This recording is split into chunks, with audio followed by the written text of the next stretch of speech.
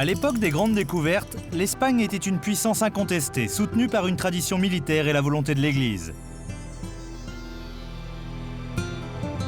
Un nouveau monde signifiait aussi un nouveau défi pour une nation jamais repue de conquête. Aujourd'hui, l'esprit persiste, mais plutôt sur le sol national.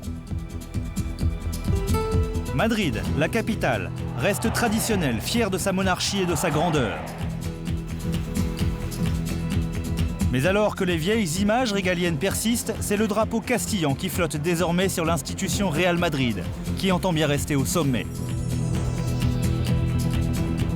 Alors que son voisin rival, aux couleurs plus bigarrées, Barcelone, s'appuie sur un mélange de cultures que l'on ressent dans sa force de caractère, sur un héritage très riche, fait aussi de solidarité.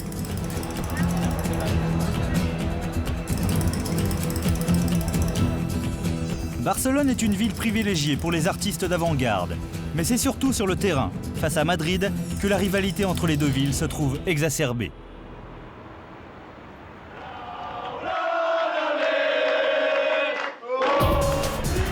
Alors que les clubs se préoccupent plus de leur classement, les supporters rivalisent eux en provocation de tout genre. El cerdo de Núñez, gruñe, gruñe, gruñe, el cerdo de Núñez. ¡Viva España!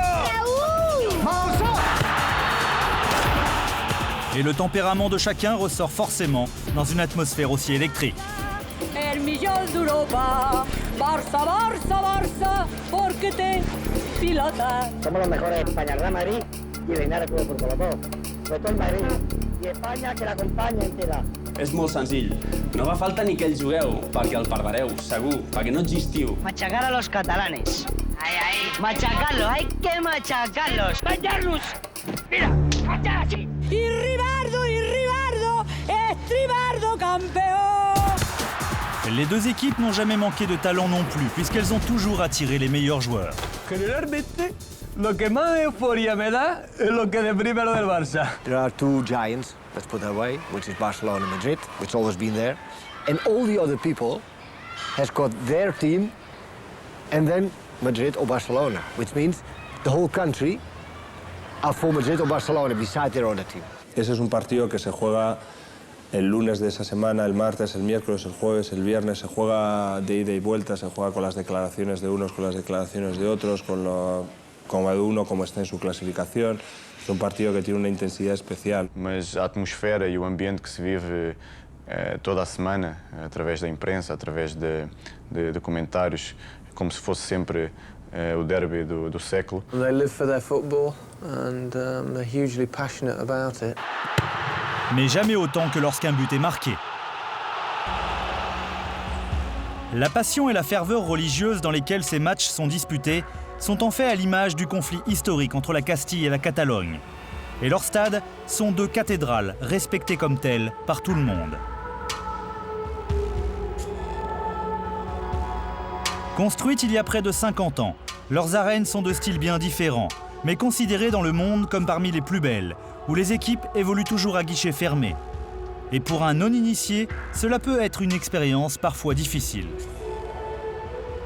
When you play at Barcelona and you've got 120,000 Catalans screaming like mad, you play in the Bernabeu and you've got 90-odd thousand from just Real Madrid supporters, and there's a handful of away supporters. And that's where it differs a great deal to derbies elsewhere in the world. Yo nací aquí en Madrid, yo soy socio del Real Madrid desde que nací, desde el primer día de mi vida. Yo soy blanco, entonces para mí jugar en ese estadio, no solamente jugar, sino pasar con el coche cerca del Bernabéu, cuando voy por la Castellana, supone algo muy especial, se me acelera el pulso. Yo creo que uno no se puede ir de un periodo profesional sin haber jugado en uno de esos dos estadios porque es realmente inolvidable. If there's such a huge stadium with such an ambience, it doesn't matter if they whistle or they shout, or it's just beautiful. Chaque club est obsédé par l'autre et chacun possède son plan secret.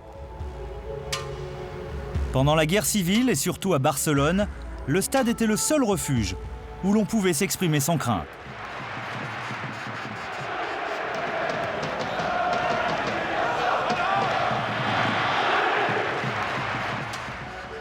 Les deux stades restent donc pour leurs supporters le symbole de leur liberté d'expression.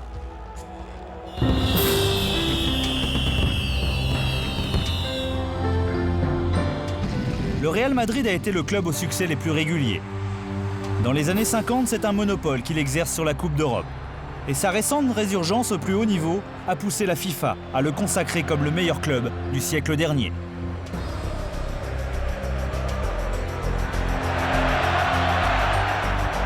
Les premiers matchs entre les étudiants de Madrid et un groupe d'étrangers privilégiés qui ont fondé Barcelone n'avaient pas grand-chose à voir avec la passion et l'excellence connues de part et d'autre à partir du moment où ils ont atteint une stature internationale. Sous la poigne de fer de Santiago Bernabéu, président du club, et grâce au génial Alfredo Di Stefano, Madrid devient très vite accro à son équipe et rien ne semble pouvoir alors empêcher Bernabéu de créer sa Dream Team. Franco ne tarde donc pas à les utiliser comme les meilleurs ambassadeurs de l'Espagne. Lors de la finale de la Coupe d'Europe 1960 à Glasgow, la télévision permet aussi pour la première fois à tous les téléspectateurs du monde de voir pourquoi ils évoluent une classe au-dessus des autres. Leur style de jeu toujours très fluide leur permet de dominer les Allemands de l'Eintracht Francfort. Forcément, c'est le meneur de jeu et buteur Alfredo Di Stefano, soutenu par la précision diabolique du Hongrois Ferenc Puskás, qui assomme les Allemands. 134 000 fans écossais ont donc le privilège d'assister à un numéro de virtuose du Real qui s'impose 7-3. Le fait que Madrid fasse main basse sur l'Europe accroît encore sa rivalité avec Barcelone, qui possède sans doute la deuxième meilleure équipe européenne, mais avec peu de résonance hors d'Espagne pour le confirmer. Peu d'équipes peuvent en effet s'enorgueillir d'avoir battu le Real dans les années 50, à part le Barça, avec style en plus.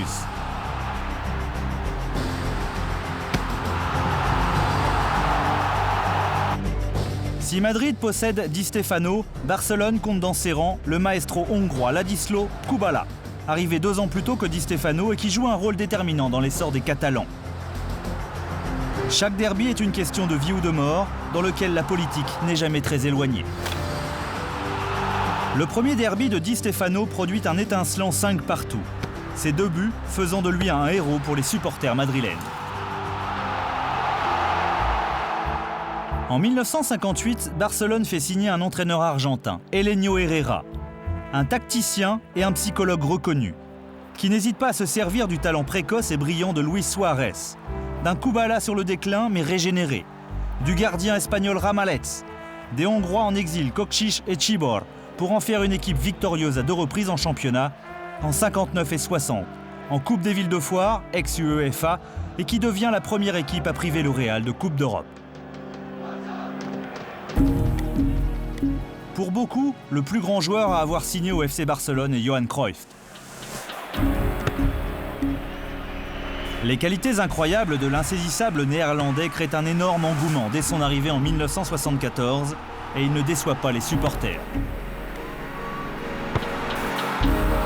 Sa réussite personnelle lui vaudra, ainsi qu'à son club, de nombreuses récompenses. Mais la plus belle d'entre elles est souvent celle du tableau d'affichage, où le chiffre 5 reste un grand souvenir dans les 2 camps. 5-0, 5. Le premier derby de Cruyff se joue à Madrid, où la réputation compte peu. Un baptême difficile, mais Cruyff n'a jamais été meilleur que dans l'adversité. Après une ouverture du score rapide, Cruyff pose sa patte sur la rencontre en marquant le 2e. Et se trouve impliqué sur les autres. La foule madrilène n'a plus qu'à observer en silence la correction infligée par Barcelone, 5-0. 20 ans plus tard, avec Cruyff en entraîneur cette fois, l'équipe considérée comme la Dream Team de Barcelone réécrit l'histoire. Le premier à ouvrir la voie n'est autre que le maître Romario, au terme d'une chevauchée dont il a le secret, suivi d'un coup franc du spécialiste du genre, Ronald Koeman. Les officiels madrilènes sont tendus, mais n'ont pas fini de souffrir. Romario marquant son 2e but avec encore plus de facilité. Le 3e, celui du hat-trick grâce à l'aide de l'élégant danois Michael Laudrup.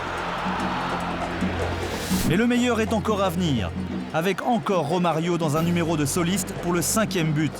Et pour le plus grand bonheur des fans de Barcelone, et une victoire à la saveur de déjà-vu pour Johan Cruyff.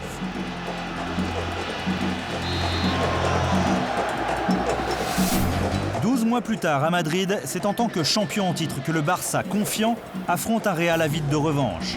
Avec dans ses rangs un Chilien nommé Zamorano, dont l'efficacité lui vaut le surnom de Bam Bam ou encore d'hélicoptère.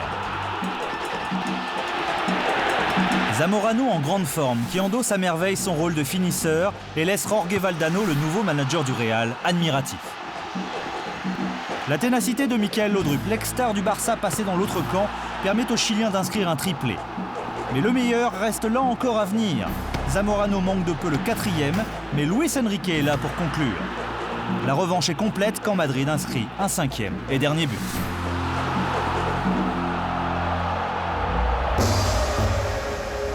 Le vent a tourné pour Cruyff. Des années de tabac ajoutées à l'habituelle pression subie par les managers, des conflits incessants, des attaques permanentes sur son manque de communication et son obstination à jouer l'offensive l'envoient à l'hôpital.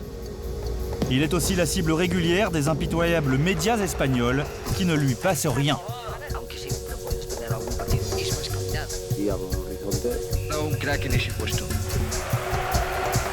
La llegada de Cruyff cambió muchas cosas en el club, sobre todo por su mentalidad ganadora, ¿no? Pero introdujo cosas que nosotros no habíamos visto todavía. Yo era muy joven, pero sí la sensación de ser un jugador diferente, ¿no? De alguien que hacía dentro del fútbol, que siempre parece que está todo inventado, pues hacía cosas diferentes, ¿no? Tácticamente muy bueno, uno de los mejores. That's why I think that playing well is very important, because only winning, I don't think that's enough. Le palmarès de Cruyff en ferait pourtant pâlir beaucoup. Respecté comme joueur et comme manager, campé dans ses convictions, il peut aussi afficher un palmarès beaucoup plus étoffé que certains.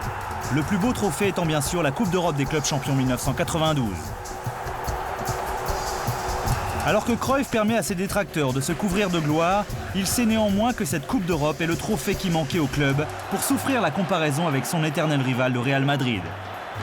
Malgré la frustration finale, il obtient donc la reconnaissance éternelle du club.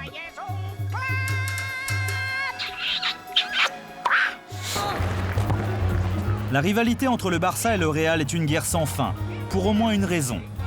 Un récent sondage a montré que parmi les supporters de Barcelone, 48% sont plus contents de voir Madrid perdre que de voir Barcelone gagner. Cette rivalité est même une bénédiction pour les dessinateurs satiriques. Ils ont toujours quelque chose à pasticher ou accentuer. En Real Madrid Televisión. Les deux clubs ont maintenant leur chaîne de télé pour permettre à tout moment à leurs fans de savoir ce qu'ils veulent sur le club et ses à côté. Le battage médiatique est important, mais le succès est primordial. Pas seulement parce que le club est le Real Madrid, mais car c'est aussi essentiel pour rallier encore plus de socios. Pendant que Real Madrid TV se focalise sur les succès du club, Canal Barça se concentre sur sa langue et son statut culturel, ainsi que sur les stars du club. Un club empreint de tradition familiale. La rivalité devient en fait alors plus un business qu'une institution. A rivalry is something fantastic. I mean, you mustn't take that away because there's no rivalry, there's no game. Está muy claro que una persona que viene de fuera no entiende en muchos casos qué significa la rivalidad Madrid-Barcelona y a veces pues no tiene al alcance de su mente la posibilidad de entenderlo. So you play in an ordinary league match there and it's relatively quiet. You play against Real Madrid, it's like some sort of explosion when you come out the tunnel. Fireworks and it's absolutely packed, it's just different. Pero bueno, vamos a ver. No me digas que no es bonito ver el Real Madrid blanco con los mosaicos, que parece que haya nevado, aunque esté en verano, ha nevado en verano. Et bien sûr, les sponsors s'en emparent. Creo que la gente no se da cuenta qué significa jugar tantos partidos seguidos. Pero todos los partidos de Liga, que ya son los de Copa. Y una vez jugada la Supercopa, vemos a Europa para jugar todos los partidos de la Liga de Campeones. Pero estoy contento que los jugadores estén en forma, aunque yo esté fuera de juego. We need this back.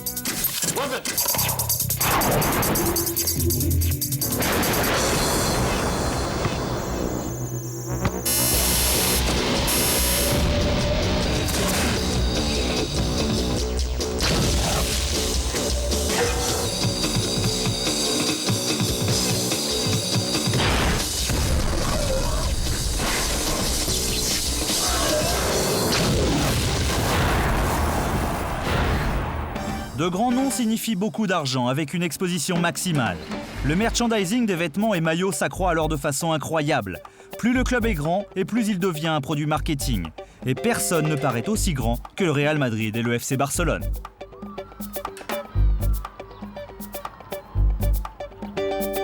Les entraînements sont suivis dans toutes les longueurs par les télévisions. De nombreux reportages sont consacrés à ce qui peut influer sur la performance des joueurs avant et pendant les matchs.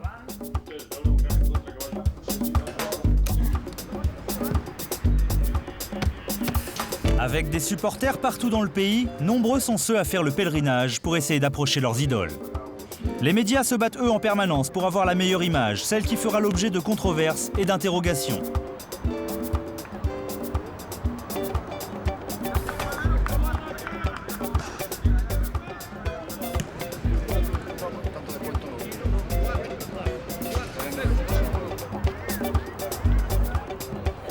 Les entraînements révèlent souvent des frictions sous-jacentes entre certains joueurs.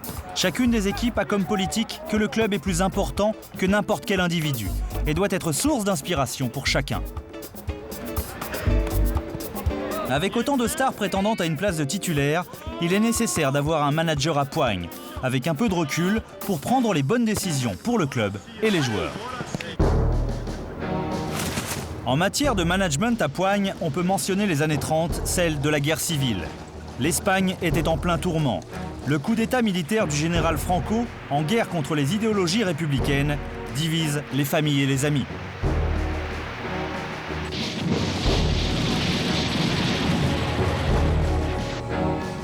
Les idéaux fascistes de Franco lui valent le soutien d'alliés plutôt discutables, alors que de nombreux patriotes et partisans meurent en masse. Parmi lesquels le jeune président de Barcelone, Josep Sunyol, dès la première semaine de guerre. Connu aussi comme un politicien catalan très populaire, la mort tragique de Sunyol intensifie encore le ressentiment entre Catalans et Castillans. Mais Franco devient de plus en plus puissant. Devenu le modèle de nombreux entraîneurs de football, il parvient parfaitement à monter ses ennemis les uns contre les autres. En 1941, la controverse est à son comble quand l'intimidation politique est alors utilisée dans le sport à l'occasion d'une sinistre finale de coupe entre les deux camps. O sea, que había una pasión contra el Barcelona porque era catalán y como Cataluña fue la última que en la guerra cayó, digamos, pues la pasión esta ya existía, ¿me entiendes? Deporte fue también un elemento que el franquismo utilizó para demostrar su potencia. En aquel momento la dictadura no tenía presencia en el mundo. Por tanto, el gobierno utilizó también el deporte para su expansión exterior y por esto el Real Madrid ganó 7 copas. Real Madrid estuvo a punto de ser disuelto por Franco. Estuvo a punto de ser disuelto por Franco porque había quitado el Real durante la República y había tenido unas conexiones con partidos progresistas y de izquierdas durante la República. Hubo que nombrar a un general, el general Meléndez, presidente, para salvar al Real Madrid de la disolución. Una vez más, es que el Barcelona tiene una buena política de imagen y se inventa las historias muy bien inventadas. El fútbol hemos de intentar, como todo el deporte, que esté apartado de la política. Depuis la guerre, chaque match est comme un retour aux armes. Le contrôle de Franco est total. Les rencontres de la Coupe qui portent son nom sont plus une manifestation de solidarité avec le régime. Et les supporters du Real s'en donnent à cœur joie pour exprimer leur haine du rival catalan. Malgré toutes ces tensions, un Franco affaibli aura, à l'occasion de sa dernière finale de coupe, la chance de voir son Real Madrid adoré prendre le dessus sur son vieil ennemi. La mort de Franco est pour beaucoup un soulagement. Le pays peut maintenant tenter de renouer les liens entre chacun. Personne ne symbolise mieux l'image et le caractère du Real Madrid que son fougueux président Santiago Bernabéu. C'est lui qui a eu l'idée provocante, alors que l'Espagne souffrait encore des ravages de la guerre civile et de son isolement dans le monde, de construire non pas seulement un stade, mais une icône du nationalisme espagnol et une vitrine pour le reste du monde. Bernabéu era un hombre del fútbol y él había sido jugador, amateur en el Madrid, había sido luego directivo, había sido secretario técnico Y en un momento determinado llega a la presidencia y cree desde el mundo del fútbol, porque él sí tenía ese espíritu deportivo y futbolístico que luego se ha perdido en muchas juntas directivas que lo han visto más como negocio que como manifestación de deporte. Y él lo que buscaba era que su equipo fuera el mejor, nada más, y acertó. Él supo que el fútbol iba a ser la distracción de la gente humilde y él apostó por hacer un estadio grande. Beaucoup pensaient que Bernabéu était fou, perdu par la grandeur des années dorées de l'Espagne. Il n'était pas fou. Mais en tant qu'excellent soldat de Franco qui a mené l'offensive contre la Catalogne, rien ne le motivait plus que de créer un instrument que ses ennemis de Barcelone ne possédaient pas. L'attente était immense si l'on en juge de la masse de gens venus au stade pour manifester leur soutien. Le match inaugural en 1947 se joue contre le rival local, l'Atlético Madrid. De féroces compétiteurs qui n'étaient pourtant pas décidés à jouer les rôles de faire-valoir, comme aux premières heures de Franco. Et ils étaient d'ailleurs souvent plus respectés que le Real. Di Stefano is the best overall player that I ever saw. He is the brainiest player that I ever saw. And I only saw him when he was in his 30s. And I always try to imagine what he would have been like when he was about 18 or 19. He must have been wonderful. Ha sido el hombre más completo que ha habido, con velocidad en aquella época, ya era muy rápido, con mucha inteligencia, era un líder. Di Stefano et le Real Madrid étaient destinés à se rencontrer. 3 buts inscrits avec les Colombiens du Millonarios contre le Real en 52 convainquent Bernabéu que c'est le joueur dont il a besoin. Di Stefano a appris son métier avec l'équipe argentine de River Plate, à laquelle il appartient toujours officiellement et qui se met d'accord avec Barcelone. Mais le Millonarios Bogotá n'a pas la même vision des choses. Nosotros viajamos contratados por el club Real Madrid. Real Madrid fue contratado. Yo me comprometí con el presidente del Real Madrid, Santiago Bernabéu, que si Di Stefano quería irse para España, Millonarios se lo cedía única y exclusivamente al Real Madrid. No olvidemos que el Madrid, cuando construyó el nuevo estadio, Santiago Bernabéu, un campo mucho más pequeño que ahora, pero ya en ese sitio era una inversión muy importante y el Real Madrid entonces era un equipo que estaba a punto de bajar a la segunda división. De hecho, se hablaba entonces de que para qué se construyera un estadio tan grande para un equipo de segunda. Ce qui semble au départ un conflit insurmontable est, selon la rumeur, résolu par Franco lui-même. Bernabéu était écouté par le président et a rendu les choses possibles. Di Stefano ne l'a pas déçu. Les duels avec le Barça vont dès lors prendre une autre dimension, surtout que les Catalans ont aussi leur propre star avec Ladislau Kubala. À la double nationalité tchèque et hongroise, Kubala est arrivé en Espagne en 1950 en tant que réfugié de guerre. Il est tout de suite devenu barcelonais. L'association entre Di Stefano et Kubala aurait donc été catastrophique pour le Real. Kubala fue el responsable de que el Barcelona construyera el Camp Nou, porque el Barcelona tenía otro estadio, Las Corts, y se quedó pequeño de la gente que quería ir a ver a Kubala, ¿no? Kubala pues enseñó, perfeccionó, mejor dicho, algunos de nuestros jugadores que verdaderamente fueron un poco más adelante, se convirtieron en verdaderos cracks. La technique de Di Stefano était incroyable. Il pouvait marquer des buts dans toutes les situations. Et se jouer des adversaires tel un matador. Comme Kubala d'ailleurs.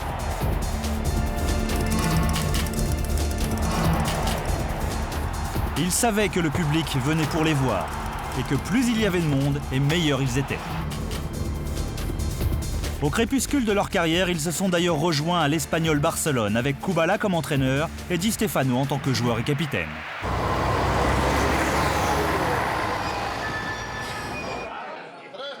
Le soutien rencontré par le Real ne se cantonne pas à Madrid.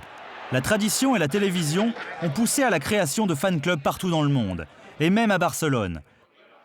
Les merengues ont gagné leur surnom pour des raisons évidentes, et leurs idoles de blanc vêtus font tout pour ne pas les décevoir. El Madrid es grande, pero por sí solo, porque existe una familia detrás del Madrid madridista que es lo más grande del mundo. La réussite de Madrid lui vaut un statut déjà légendaire. Les joueurs sont donc conditionnés à la victoire, ainsi qu'au privilège d'avoir tout pour réussir. Le beau football est leur marque de fabrique et les supporters n'en attendent pas moins d'eux. El pan tumaca este que hacen los catalanes, que eso es que es de vago, fregado. Por favor, fregado un tomate aquí, con la grandeza del calamar, metido en su pan. El calamar, que es metido la síntesis del mar en la tierra. ¿Sabe para lo que sirve el vaso en la gastronomía? Para fregar los vasos. Con esto utilizo yo para fregar los vasos. L'héritage laissé par les grands joueurs à Madrid est immense. Gento et Puskás ont tous les deux joué par exemple un rôle primordial pour créer cette sensation d'invincibilité des années 50. Chaque période a connu ses stars, mais ce sont souvent les buteurs qui laissent les plus grandes traces, à l'image de l'acrobate mexicain Hugo Sánchez, capable de marquer de n'importe où, n'importe quand. Et la vitrine des trophées madrilènes est un constant rappel de ces heures de gloire. Avec Emilio Butragueño, Madrid possède un autre prédateur capable de se trouver toujours au bon endroit au bon moment. Les victoires en Coupe intercontinentale consolident et accroissent également la réputation mondiale du Real Madrid. Avec le Chilien Iván Zamorano, le Real trouve un nouveau buteur du type de Sánchez. Et de nos jours, bien sûr, ce rôle est endossé par Raúl, dont le talent a toujours été salué et reconnu. Le succès a aussi permis à Madrid de se créer son propre centre de vie, tout près du stade Bernabéu.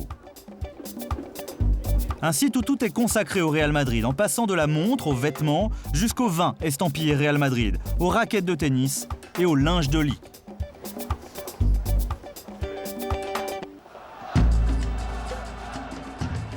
Les festivités consacrées au centenaire du FC Barcelone ont clairement montré à quel point le club était lui aussi reconnu dans le monde entier. En découvrant la devise du Barça, un club de foot pas ordinaire, il est plus facile de comprendre pourquoi la plupart des fans portent le Barça dans leur cœur.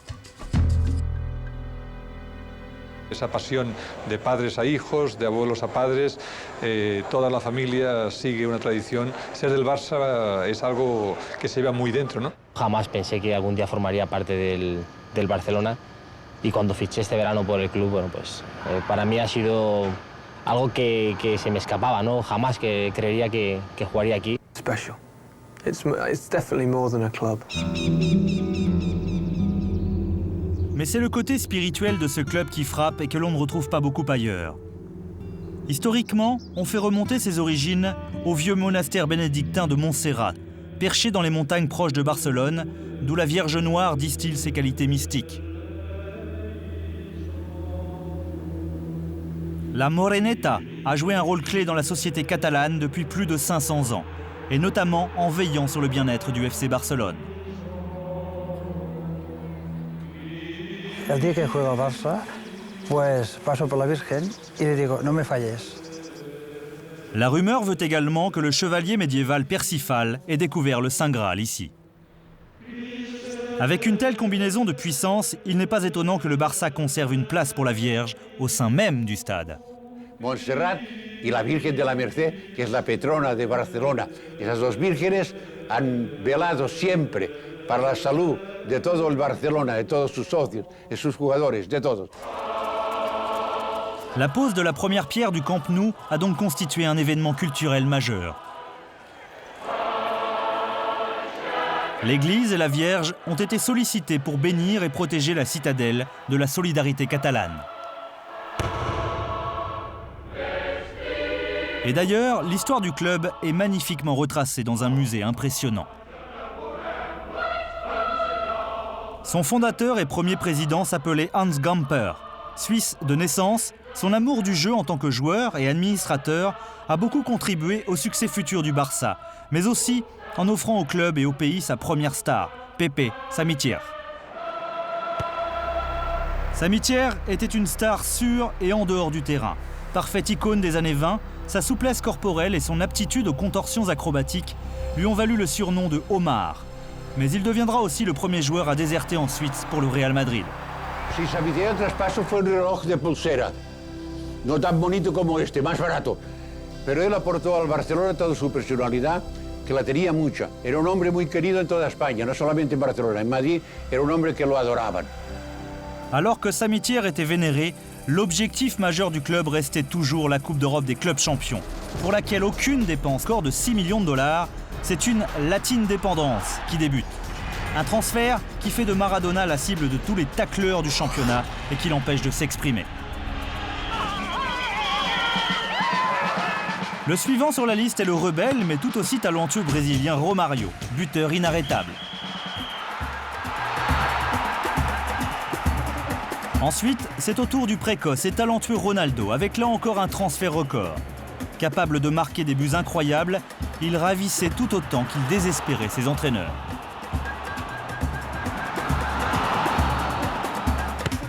Jusqu'à son transfert très controversé au Real Madrid, les qualités techniques de Luis Figo avaient fait de lui une idole des supporters. Mais il y en a un qui semblait posséder tout à la fois, c'est Rivaldo, le meneur de jeu capable de se débarrasser de l'adversaire avec une déconcertante facilité.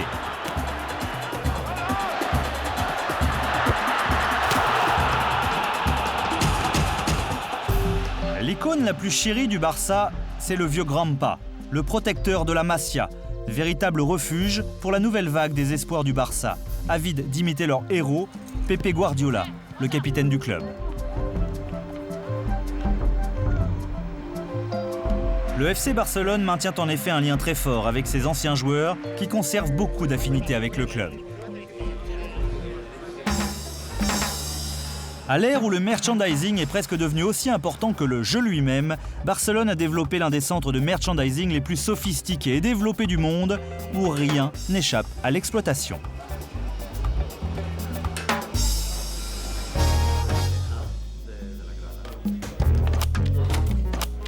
Une image demande de l'exposition, et rien de mieux pour cela que les médias, que ce soit les journaux, la radio ou la télé. Les conflits, controverses et autres exagérations ont fait de ce sport un vrai thriller au suspense insoutenable, avec des acteurs aux égos surdimensionnés, chacun cherchant à créer une histoire de façon à ce que les prix ne cessent d'augmenter.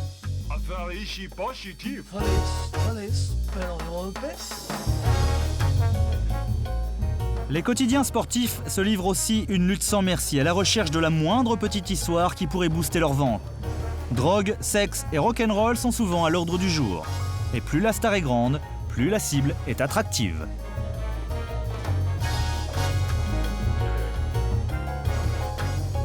Desde luego se les exige ser a los dos el primero en España y solo uno de los dos puede ser. Realmente quizá un poquito la prensa española ha perdido un poquito la objetividad. Es lo que yo diría, ¿no? Y realmente pues está entrando en una dinámica como la italiana. Hay que buscar noticias cada día, hay que machacar al contrario y todo es un drama. La verdad está allá afuera como un expediente X, no, la verdad está aquí, la verdad está en el A, está en el Marca, está en la prensa deportiva. Yo no podía vivir sin los periódicos deportivos. Pendant que les entraîneurs essaient de résister à la pression, la moindre statistique est analysée avant et après le match pour savoir qui a raison ou pas. Sí, todo negativo. Desde luego el público es completamente ignorante, ¿eh? Ya, qué mala suerte. Veo. No digas más, ya está. Pues lo siento, chato, hasta otra. ¿Lo ves? Solo dice qué mal, qué mala suerte, no digas más. Et si tout cela échoue, il ne reste plus qu'à espérer un bon tirage au sort. Il y a toujours aussi la valeur du fameux 12e homme.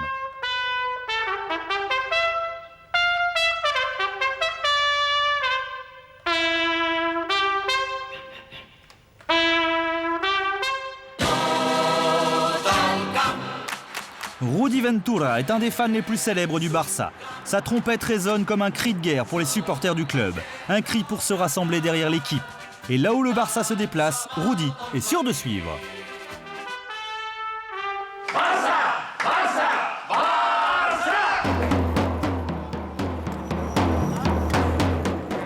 Le jour du match, ce sont les extrêmes qui ont tendance à se faire le plus entendre.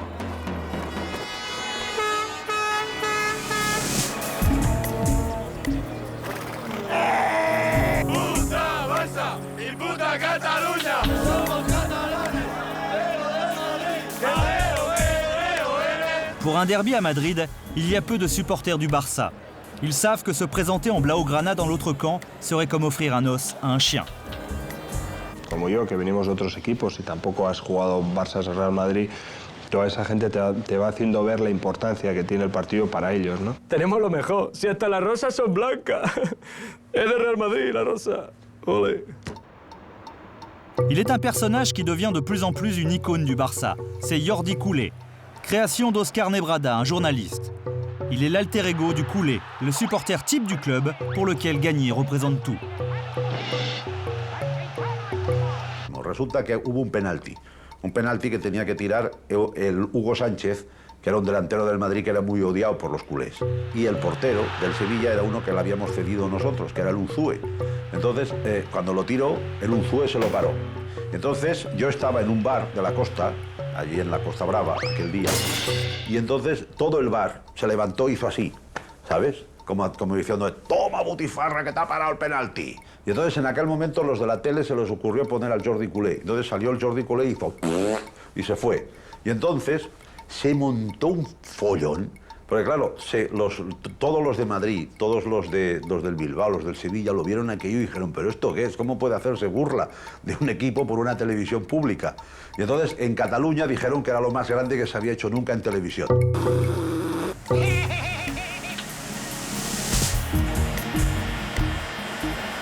À l'approche du coup d'envoi, l'attention des joueurs et des supporters tourne à la fièvre, chacun essayant de se forger une confiance pour le match à venir.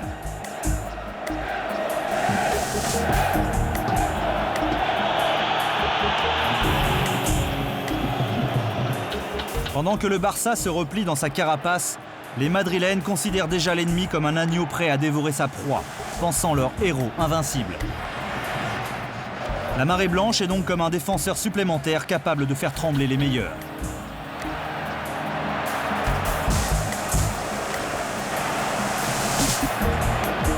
Pendant que Madrid salue son public, la confiance de chaque équipe devient essentielle.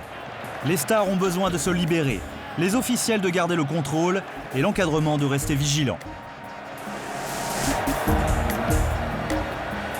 C'est alors le moment où celui qui ressent le plus de passion et d'abnégation peut aller chercher la victoire. La pasión antes era como la de ahora, pero muy diferente. Era una pasión más de equipo y de ciudad, que no como ahora, que esto ya se ha desbordado un poquito ya. ¿Qué pasa? ¿Que no hay niños en España? ¿Que no hay futbolistas? ¿Que no hay kilómetros de playa? ¿Que no hay campos para correr? ¿Qué pasa? ¿Que tanto extranjero? El primer año que llegué yo aquí, pues solo podían jugar 3 extranjeros, los 8 restantes éramos españoles. Ahora prácticamente jugamos 2 o 3 españoles nada más, ¿no? Nos gustaría que hubiera más jugadores de casa, pero por principio todo queremos tener los mejores jugadores que hay en cada momento en el mundo, ¿no? Quelles que soient les discussions sur la valeur des joueurs espagnols ou celle des onéreuses recrues étrangères, c'est le plus grand match du monde. Mais c'est aussi une guerre sans fin. En tant qu'ex-joueur de Madrid, Luis Enrique est régulièrement la cible d'insultes. Il restera à jamais celui qui est passé à l'ennemi. La moindre petite faute focalise toutes les attentions car le coup franc offre forcément une occasion au spécialiste du genre, Roberto Carlos. À près de 30 mètres, la plupart chercheraient le centre, pas Roberto Carlos. C'est donc Madrid qui ouvre le score, à près de 120 km/h.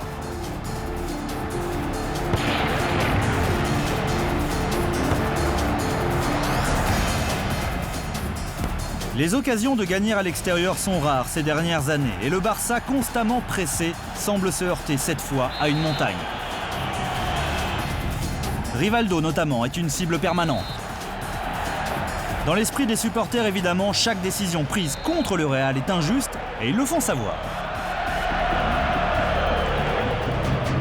Les esprits ont tendance à s'échauffer et il faut quelqu'un pour essayer de calmer tout le monde.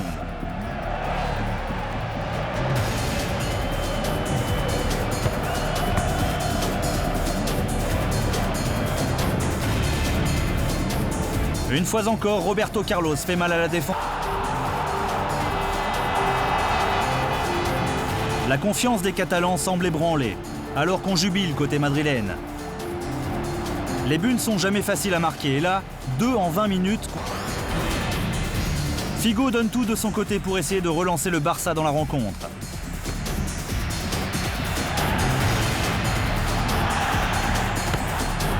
Mais il est vrai, sans grande réussite.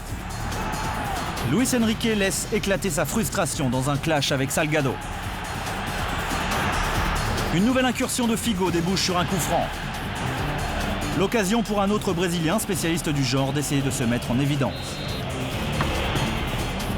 Mais Rivaldo ne parvient qu'à toucher du bois.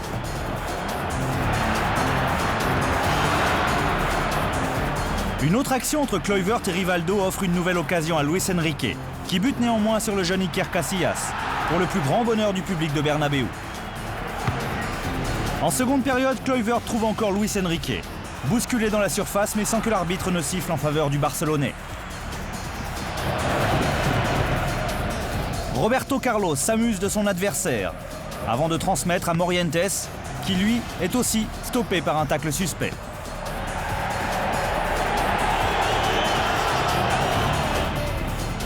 Une chevauchée de Redondo perce un trou dans la défense barcelonaise. Un échange entre Salgado et Morientes pour le 3e but madrilène.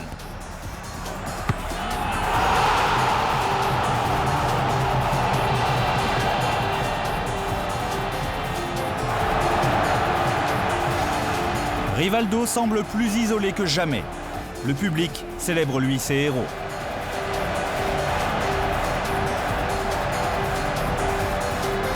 Pour Vicente Del Bosque, l'entraîneur qui n'a jamais eu la tâche facile, c'est un soulagement de voir que tout va enfin dans le bon sens.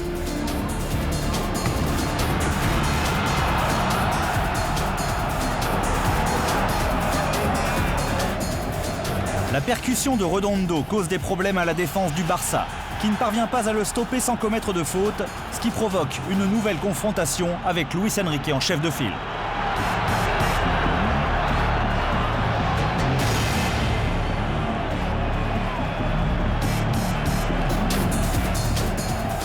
Figo a beau tout tenter pour trouver une faille dans la défense madrilène, rien n'y fait, il n'y parvient pas.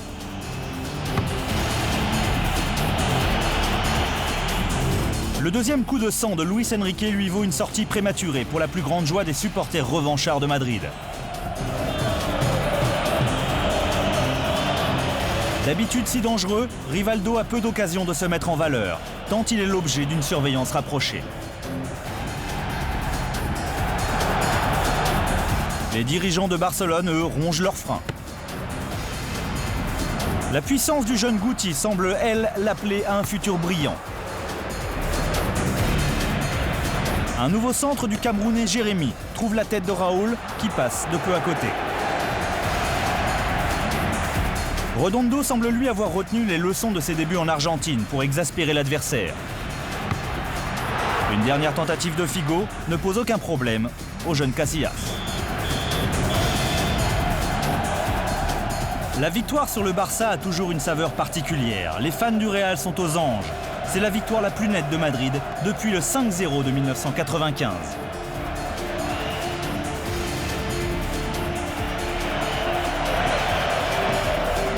Un peu découragé, Rivaldo n'a plus qu'à penser dès maintenant au match retour. Avec des enjeux aussi élevés, la durée de contrat des entraîneurs à ce niveau est forcément très courte. L'euphorie initiale ne dure jamais bien longtemps. Les résultats comptent plus que tout, et tant qu'ils se poursuivent, les honneurs et la reconnaissance également. Mais vous n'avez qu'une chance. Même les succès n'offrent aucune garantie.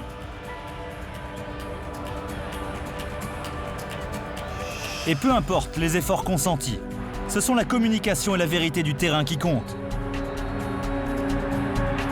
Et une fois la spirale négative enclenchée, elle est bien difficile à stopper. Un manque de confiance des joueurs allié à un manque de résultats mène souvent à l'inévitable.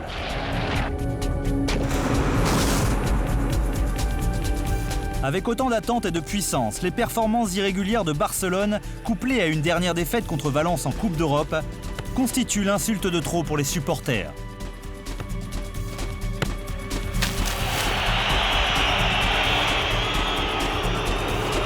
Puisque les résultats tardent à progresser, les supporters réclament la tête de l'entraîneur, Luis van Gaal, ainsi que celle du président, Josep Núñez. Les deux clubs doivent donc élire leur président. Ancien du Barça, le vice-président Joan Gaspar est un sérieux candidat et peut s'appuyer sur son expérience du régime Núñez. Il a su gérer les hauts et les bas et tout le monde sait que le sang barcelonais coule dans ses veines. Sa promesse célèbre de sauter dans la Tamise si le Barça gagnait la Coupe d'Europe 92 lui permet de gagner le vote des indécis. alors que Núñez ne peut s'appuyer que sur du virtuel. Núñez et Gaspard ont été alliés pendant longtemps, mais Gaspard utilise désormais ses contacts pour sa propre promotion, en s'appuyant sur le public afin que cela influe sur le vote final. Lorenzo Sanz, le président du Real Madrid, est lui aussi en disgrâce. Son maintien ne pouvant apparemment s'appuyer que sur une nouvelle victoire en Coupe d'Europe. La outsider principale est Florentino Pérez et il s'avère que de nombreux madridistes aimeraient qu'il accède au pouvoir.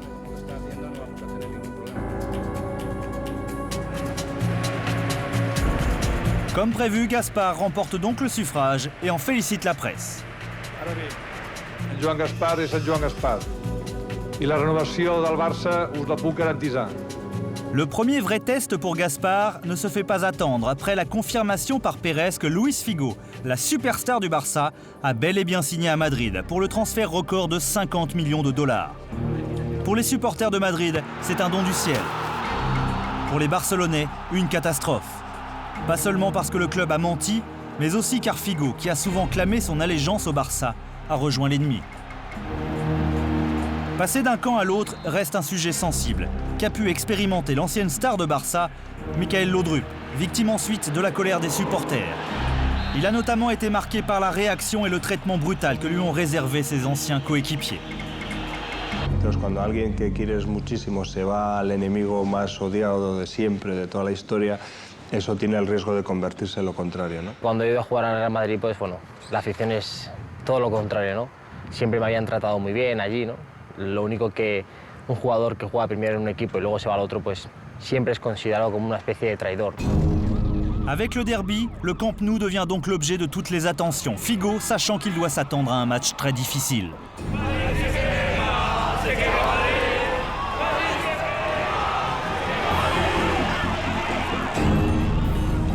Les supporters du Barça se chargent de lui réserver un accueil dont il va se souvenir. Les rumeurs vont bon train et c'est aussi la porte ouverte à tous les sentiments les plus extrêmes.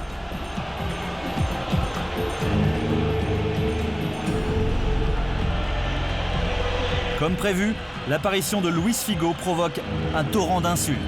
Tout ce qui est blanc est réservé aux ordures et le blaugrana porté au nu.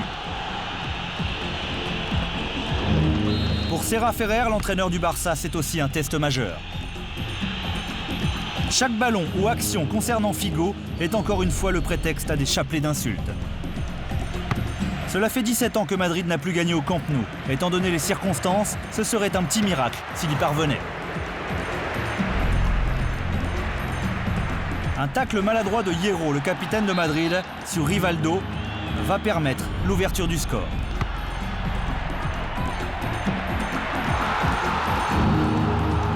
Il suffit en effet d'un léger coup de patte de Luis Enrique pour que le Barça prenne l'avantage. Figo appartient déjà au passé, les fans ne cessant de chercher à l'humilier. Le but est en fait un but contre son camp, mais l'essentiel pour les supporters, c'est bien que le Barça mène. Malgré les caprices du ciel et la pluie qui fait son apparition, rien ne peut doucher l'enthousiasme des supporters du Barça. Les extrémistes du Barça dépassent néanmoins les bornes en pilonnant Figo d'une pluie de bouteilles, un incident très vite maîtrisé par la police locale. L'entraîneur madrilène cherche alors à injecter un peu plus de puissance. Mais c'est Figo et sa finesse qui font des merveilles. C'est pourtant encore le maestro brésilien Rivaldo qui va finalement faire la différence.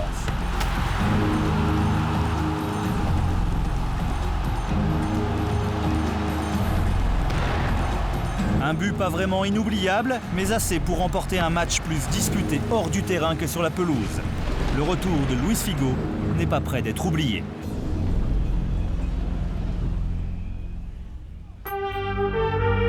La guerre entre le blanc et le blaugrana se poursuit aujourd'hui, chacun observant son adversaire. Les souvenirs peuvent devenir diffus, mais jamais s'effacer. L'âge d'or restera toujours celui des géniaux Di Stefano et Kubala. Ils ont tracé le chemin pour leurs successeurs, avec une telle passion qu'elle a fait de ce derby l'un des plus grands du monde.